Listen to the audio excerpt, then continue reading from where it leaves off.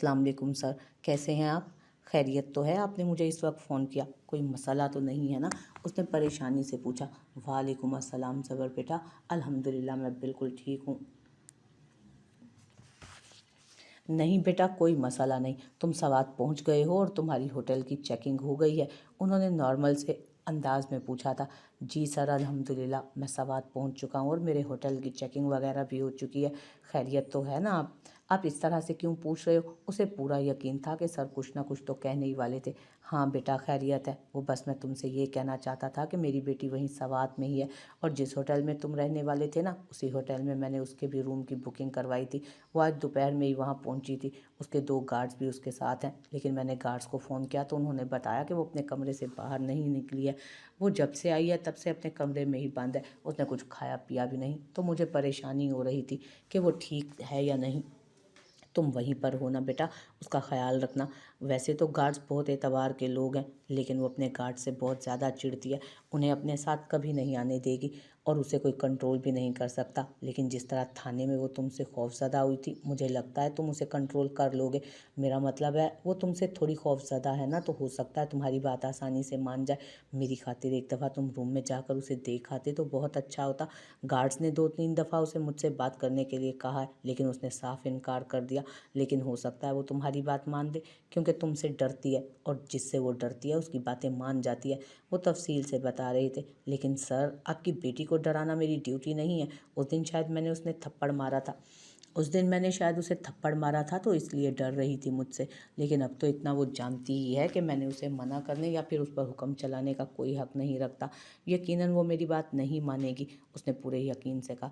हाँ बेटा, मैं समझ सकता हूँ कि वहाँ थाने में ये तुम्हारी ड्यूटी थी, लेकिन यहाँ पर भी तो मैं तुम्हें ये ड्यूटी दे रहा हूँ ना। उसे कुछ गलत मत करने देना बेटा, और कोशिश करना वो तुम्हारी नज़रों के सामने ही रहे। मैं जानता हूँ ये काम तुम्हारे कामों में शामिल नहीं होता, लेकिन अपनी बेटी की वजह से मैं बहुत परेशान हूँ। तुम भी क्या सोच रहे होगे कि तुम वहाँ एंजॉय करने गए हो और मैं तुम्हें वहाँ फ़जूल के कामों में उलझा रहा हूँ। अरे नहीं सर, ऐसी कोई बात नहीं। आप फ़जूल में मुझे शर्मिंदा कर रहे हैं। मैं आपकी बेटी को देख लूँगा, आप फ़िक्र ना करें। वो मेरी नज़रों के सामने ही रहेगी और अगर ज़रूरत पड़ी तो मैं उसका ख़्याल भी रखूँगा। और काम काम होता है, बेशक कभी भी क्यों ना दिया जाए। बिल्कुल बेफ़िक्र हो जाएं आप, आपका काम हो जाएगा। वो फ़ोन बंद करते हुए बोला, जबकि अब उसका इरादा उस लड़की की अकल ठिकाने लगाने का था। वो होटल के अंदर दाखिल होता सीधा शनाया सयाल के कमरे का पता करता हुआ वहाँ आ गया। कमरे के बाहर 2 गार्ड्स खड़े उसे आते देखकर अलर्ट हुए। डीएसपी सयाल ने भेजा है मुझे और कहा है कि मुझे उनकी बेटी का ख्याल रखना है। एएसपी ज़बर शाह नाम है मेरा, उसने उन दोनों गार्ड्स को देखते हुए कहा, जबकि साथ ही फ़ोन मिलाकर सयाल साहब से उनकी बात भी करवा दी। जबकि सयाल साहब की बात को समझकर उन दोनों ने उसे आगे कर दिया था और खुद एक साइड पर हो गए। अब उसकी बारी थी सयाल साहब की नक चढ़ी बेटी के नखरे उठाने की। उसने दरवाजे पर दस्तक दी तो पहले तो दरवाज़ा किसी ने खोला नहीं। उसने 4-5 दफ़ा काफ़ी ज़ोर से दरवाज़ा खटखटाया तो उसने दरवाज़ा गुस्से से खोला। क्या मसला है? मर गया है कोई जो इस दरवाजे को इस तरह से पीट रहे हो? दरवाज़ा खोलते वो गार्ड से बोली, जबकि सामने ज़बर को खड़े देख उसकी ज़ुबान तालू से जा चिपकी। नहीं, मेरा तो कोई नहीं मरा, सब जिंदा है। जब मरेंगे तब इस तरह से दरवाज़ा नहीं पीटेंगे। अपने बाप से बात करो। वो फ़ोन उसकी तरफ बढ़ाते हुए बोला। तो तुम यहाँ क्यों आए हो? मुझे बात नहीं करनी। मेरा मूड नहीं है बात करने का। जाओ यहाँ से तुम। वो और ये फ़ोन भी लेकर जाओ। उसने थोड़ा सा घबरा कर नफ़ी में सर हिलाते अपने गाल पर हाथ रखा। यकीनन पिछले वाला थप्पड़ ज़रूरत से ज़्यादा सख्त लग गया था। उसका इरादा हल्का सा हाथ छोड़ने का था, लेकिन उसकी बदतमीज़ी पर न जाने कब वो ज़ब्त खोकर ज़ोरदार थप्पड़ मार गया था उसे। और उसका थप्पड़ इतना ज़ोरदार था कि ये बात भी वहाँ मौजूद उसके स्टाफ ने ही उसने और उसका थप्पड़ काफ़ी ज़ोरदार था। ये बात उसके स्टाफ के लोगों ने उसे बताई थी। उसे तो यही लग रहा था कि उसने हल्का सा ही हाथ मारा है। वो अपने मुजरिमों को कभी भी इतने हल्के हाथ का थप्पड़ नहीं मारता था। वो तो सामने लड़की देखकर उसने अपना हाथ बहुत ढीला रखा, लेकिन न जाने उसे इतने ज़ोर का कैसे लग गया था। ये बात तो वो भी नहीं समझ पाया था। बात करो फ़ोन पर अपने बाबा से, वो तुमसे बात करना चाहते हैं, परेशान है तुम्हारे लिए। उसने ज़रा सख्ती से कहा तो उसने फ़ौरन ही हाथ में फ़ोन थाम लिया। न जाने क्यों उस आदमी से उसे खौफ आता था, हालांकि वो किसी से भी नहीं डरती थी। हेलो, उसने मुंह बनाकर कहा तो न जाने क्यों उसकी मासूमियत पर वो मुस्कुरा दिया। वो बिल्कुल कोई रूठे हुए बच्चे की तरह लगती थी जो सिर्फ अपने बाप से ही नहीं बल्कि पूरी दुनिया से नाराज़ थी। हाँ ठीक हूँ, खा लूँगी खाना मैं। बाबा मैं अपना ख्याल रख रही हूँ, मैं कोई छोटी बच्ची थोड़ी हूँ। वो इतने मोटे मोटे मुस्टंडे गार्ड्स को आपने मेरे साथ भेज कर अभी भी सुकून नहीं आया आपको? ठीक हूँ मैं, और मेरे लिए 2 गार्ड्स काफ़ी हैं, तीसरा गार्ड भेजने की ज़रूरत नहीं है। वो एक चोर नज़र उसे देखकर बोली। मैं क्यों मानूं? उसकी कोई भी बात नहीं माननी मुझे बाबा, मुझे नहीं है ज़रूरत एक्स्ट्रा गार्ड की। मेरे पास जो 2 हैं बस वही हैं, आप उनसे पूछें, मैं उनको तंग भी नहीं करती हूँ। वो बड़ी जल्दी कोई अच्छी और मासूम बच्ची बन गई थी। जबकि बाबा मज़ीद थोड़ी देर फ़ोन पर बात करने के बाद फ़ोन बंद कर चुके थे। आप दोनों यहीं पर रहें इनके साथ, अगर आपको कोई भी मसला हो तो मैं साथ वाले कमरे में हूँ, आप लोग कभी भी आकर मुझे बता सकते हैं। इनकी रूटीन, इन्हें टाइम पर खाना दीजिएगा, अगर ये टाइम पर खाना नहीं खाती तो मुझे बुला लीजिएगा। उसने अपने हाथ पर हल्की सी खारिश करते हुए बाहर का रास्ता लिया तो उसने पीछे से ज़ोर से दरवाज़ा बंद होने की आवाज़ सुनी, जिसका जबकि उसका काम अब हो गया था, इसलिए कंधे उचकाकर वो बाहर निकलता अपने भाइयों के पास आ गया। वाओ, कितनी प्यारी लग रही हो माशाल्लाह, अल्लाह नज़रे बद से बचाए। छोटी सी ना झलक मेरे भाई को दिखा दो ताकि मुझे ज़्यादा पैसे मिल जाएं। वो बड़ा सा दुपट्टा उसके सर पर डालते हुए बोली। वैसे भाभी मानना पड़ेगा, आपने इस तरह कोई ड्रेस इसके लिए लेकर रखी हुई थी, हमें तो कानो कान खबर ना हुई। वो उसका लाल जोड़ा देखते हुए बोली। उसने दुल्हन का खूबसूरत लिबास पहन रखा था, जबकि उन तीनों ने मिलकर उसे दुल्हन की तरह ही तो सजाया था। मुझे जैसे ही खबर मिली थी ना कि दादी इस तरह का कोई फ़ैसला करने वाली हैं, मैं भागकर अंदर गई और इसका ड्रेस उठा कर ले आई। वैसे तो ये ड्रेस मैंने किसी दावत में पहनने के लिए रखा था, लेकिन कलर के हिसाब से ये दुल्हन ही लग रही है, और हमने इसकी तैयारी भी तो ऐसी करवाई है ना। वो बड़ी खुशी खुशी बोल रही थी। चलो अब जल्दी से जाओ और इसके शोहर को बुला लाओ, और हाँ, ज़्यादा देर तक बाहर रोक कर रखना, ज़्यादा पैसे निकलवाना। ये मौका तुम्हें बार बार नहीं मिलेगा, फिर जाकर ज़बर की शादी करवाएंगे, तब तुम्हें अमीर होने का और मौका मिलेगा, इसलिए इस मौके से खूब फ़ायदा उठाओ। ज़बर ने उसे बाहर जाने का इशारा किया तो वो फ़ौरन भागती कमरे से बाहर निकली, जबकि अब अरूश और जोरिश उसे टिप्स दे रही थी, जिन्हें सुन सुनकर उसके कान लाल हो रहे थे। वो खुशी खुशी बाहर निकली थी, न जाने वो लोग किस तरफ थे। बाहर आकर उसने एक तरफ काफ़ी सारी फैमिलीज़ को बैठे हुए देखा। यकीनन उसके भाई फैमिली हॉल वाली साइड पर तो हरगिज़ नहीं आने वाले थे, वो दूसरी वाली साइड पर होंगे। ये सोचकर वो उस साइड पर जाने लगी जब अचानक ही किसी ने उसका हाथ थामकर उसे अपनी तरफ खींचते हुए दरख्त के पीछे ले लिया था।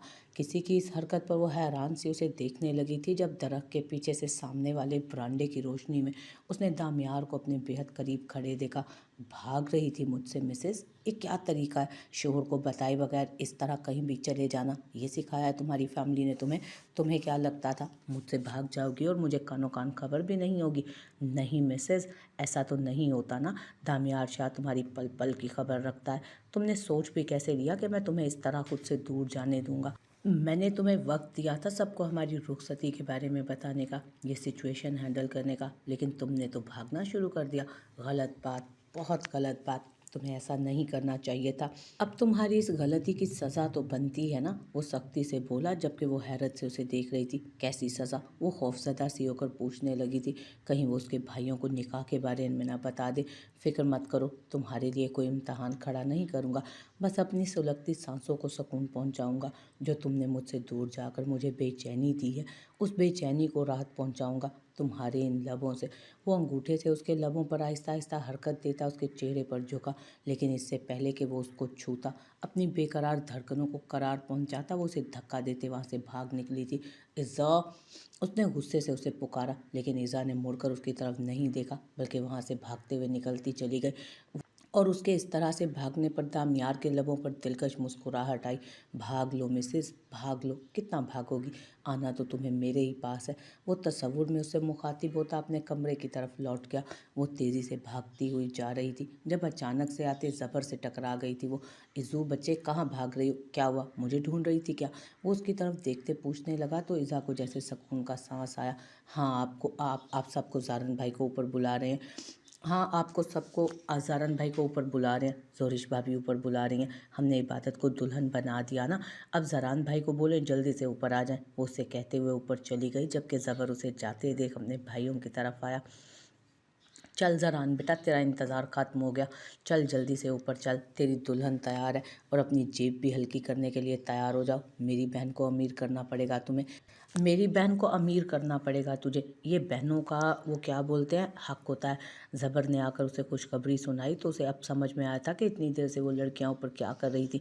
चल बेटा ज़रान, सब्र का फल मीठा मिलने वाला है। और जेब में अमाउंट कितनी है तेरी, क्योंकि इज्जू तुझे ऐसे तो अंदर जाने नहीं देगी। बारिक अंदर की राह लेते हुए बोला, जबकि ज़रान ने ऊपर आते आते उन चारों की जेबें खाली करवा ली थी, क्योंकि वो हरगिज़ अपनी बहन को नाउम्मीद नहीं कर सकता था। Really sorry. इज़ू इज़ू लूट ले, वो लोग फिर ऊपर आ रहे हैं। जब जोरिश ने उसका हाथ पकड़कर दरवाजे पर खड़ा किया, उस वक्त वो इतनी घबराई हुई थी कि वो समझ नहीं पा रही थी कि क्या करे। बस वो यहाँ से कहीं दूर चले जाना चाहती थी। लूट क्या लो, हम खुद लूटने को तैयार है। जरान ने सारे के सारे नोटों का अंबार उसके हाथ में पकड़ा दिया। जितने जिससे मिले थे सब मिलाकर उसने इज़ा के हाथ में दे दिए। मेरा जो कुछ भी है मेरे बच्चे का है, आपको मेरे बच्चे को फजूल वर्गलाने की ज़रूरत नहीं है। वो उसका माथा चूमते हुए उसे खुद से लगा चुका था, जबकि इज़ा उसकी मोहब्बत पर मुस्कुरा दी थी। आई लव यू भैया, लेकिन मैं इस पर हरगिज़ नहीं टलने वाली हूँ। मुझे 5 ड्रेसेस भी लेकर देंगे आप। वो उसकी तरफ देखते हुए बोली। न जाने इज़ा को इतने कपड़े बनवाने का शौक़ क्यों था, लेकिन वो बचपन से ऐसी ही थी। वो कपड़े पहने ना पहने, बस वो बहुत सारे कपड़े बनवाती थी। बेशक बाद में वो किसी गरीब को ही क्यों ना दे दे, लेकिन उसका ये शौक़ उसके सारे भाइयों के साथ साथ उसके बाबा भी बहुत शौक़ से पूरा करते थे। हम कल ही चलेंगे, मेरे बच्चे की जो ख्वाहिश होगी उसे पूरा करने के लिए।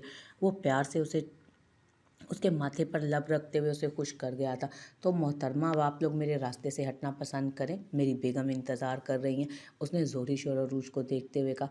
यार क्या बहन को क्या यार, बहन को पहले ही पटा के रखा हुआ है। हम तो खूब तंग करने वाले थे, और ऐसे रस्मों में ना पैसे यूं ही नहीं निकाल कर दे दिए जाते, थोड़े नखरे शखरे किए जाते हैं। दूल्हे साहब जाइए, आपकी बेगम इंतज़ार कर रही हैं, जोरिश ने मुंह बनाते कहा, जबकि वो हंसते हुए अंदर दाखिल हुआ। उसने अंदर कमरे में कदम रखा तो कमरे को काफ़ी खूबसूरती से सजाया गया था। बेड पर बहुत सारे फूलों की पत्तियां बिखरी हुई थीं और उसकी राहों में भी बहुत से फूल बिछाए गए थे। अलग अलग जगह पर इलेक्ट्रिक कैंडल्स रखी गई थी, जो कि कमरे को मज़ीद रोशन बना रही थी। पिछले 2 घंटे से यकीनन इस कमरे में यही सब कुछ हो रहा था। तो अपने ये 2 घंटे बर्बाद होने का दुख उसे हरगिज़ नहीं हुआ था, बल्कि वो तो खुश था कि उसकी सुहाग की सेज को और ज़्यादा खूबसूरती से सजाया गया, उसकी इस रात को और हसीन बना दिया गया। और इस चीज़ का शुक्रिया अदा वो सुबह ही करने वाला था, क्योंकि अब उसके पास वक्त नहीं था। अब अगर उसके पास कुछ करने का वक्त था तो सिर्फ़ और सिर्फ अपनी बीवी को प्यार करने का था, जिसमें वो एक सेकंड भी और बर्बाद नहीं करना चाहता था। फ़िलहाल उसे सिर्फ़ और सिर्फ अपनी बीवी की तलब थी, जिसके अलावा ना तो वो कुछ सोचना चाहता था और ना ही करना चाहता था। एक भरपूर नज़र पूरे कमरे पर दौड़ाकर उसने बेड की तरफ देखा था। वो बेड पर अपनी खूबसूरत लाल ड्रेस फैलाए बैठी थी, चेहरे पर घूंघट था। उन लोगों ने मुकम्मल तैयारी कर रखी थी उसे चारों खाने चित करने की। इबादत को घबराहट हो रही थी। ज़रान उसके इतने करीब आ रहा था और ये सब पहली दफ़ा नहीं था, लेकिन तब और अब में फ़र्क था। उसका दिल सूखे पत्ते की मानित कांप रहा था। उसे ज़रान की शिद्दतों से खौफ महसूस हो रहा था। आने वाले वक्त को लेकर वो घबराई हुई थी। यकीनन वो आज उस पर अपनी सारी दीवानगी निछावर करने वाला था। पहले तो वो ये कहकर कि अभी रुखसत ही नहीं हुई उसे रोक लेती थी, उसके जज्बात पर पहरा लगा लेती थी, लेकिन आज ऐसा नहीं होने वाला था। आज वो पूरे इस्तेहकाक से उसके अपने हक की पाई पाई वसूल करने वाला था। आने वाले वक्त को लेकर उसकी घबराहट में इजाफा होता जा रहा था। दरवाजे को बंद करते उसने आहिस्ता आहिस्ता कदम उठाकर उसकी तरफ बढ़ाने शुरू किए थे कि अपने कांपते हाथ को उसने दूसरे हाथ में कैद करते उसकी नज़रों से बचाना चाहा, लेकिन ज़रान की नज़रों से उसकी कोई हरकत छुप जाए ऐसा मुमकिन ही नहीं था। उसके खौफ को महसूस करते उसके लबों पर एक दिलकश मुस्कुराहट आई। मिसेस ज़रान शाह, कोशिश मत करो, मुमकिन नहीं आज बच पाना। उसके पास बैठते वो उसके नाजुक कांपते हुए हाथ को अपने मजबूत हाथ की गिरफ्त में कैद कर चुका था। क्या हुआ, डर लग रहा है? उसने आहिस्ता से उसके करीब आते सरगोशी नुमा आवाज़ में कहा।